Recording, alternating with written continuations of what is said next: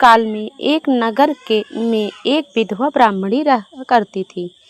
पति की मृत्यु के बाद उसके पास लालन पालन करने का कोई साधन नहीं था, इसलिए वह भिक्षा मांगकर अपना जीवन व्यतीत कर रही थी।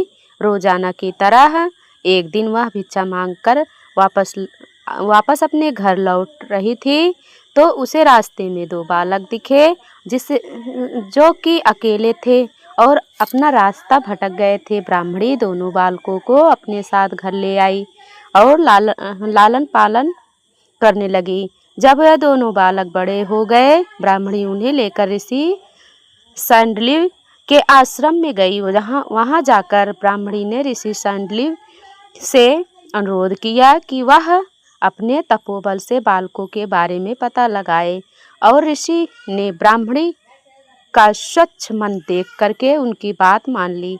ऋषि ने अपने तपोबल से पता लगाया कि कोई साधारण बालक नहीं है, बल्कि ये दोनों विदर्भ राज के राजकुमार हैं। गंधर्व नरेश के आक्रमण से इनके पिता का राजपाट छीन गया।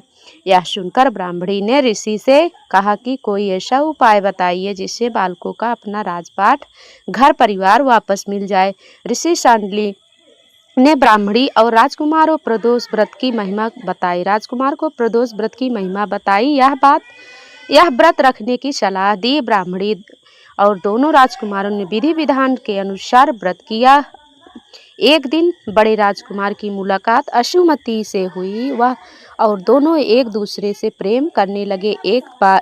इसके बाद ब्राह्मणी ने अशुमति के पिता से विवाह करने की बात की। वह मान लिए और दोनों का विवाह हो गया। अशुमति भी एक राजा की पुत्री थी और उसके पिता के सहयोग से दोनों राजकुमारों ने गंधर्व पर हमला किया और उनकी जीत हुई। इसके बाद दोनों राजकुमारों अपना सिंहासन वापस मिल गए। राजकुमारों को अपना सिंहासन वापस मिल गए और गरीब ब्राह्मणी को भी एक खास स्थान दिया गया, जिससे उसके सारे दुख खत्म हो गए।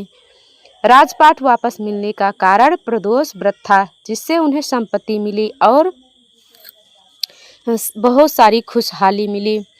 प्रदोष व्रत की महिमा इसी प्रकार से है, जो भी प्रदोष व्रत करता है उसके जीवन से सभी कष्ट, सभी दुख दूर हो जाते हैं। बोलो हर हर महादेव की जय, बोलो भोले बाबा की जय।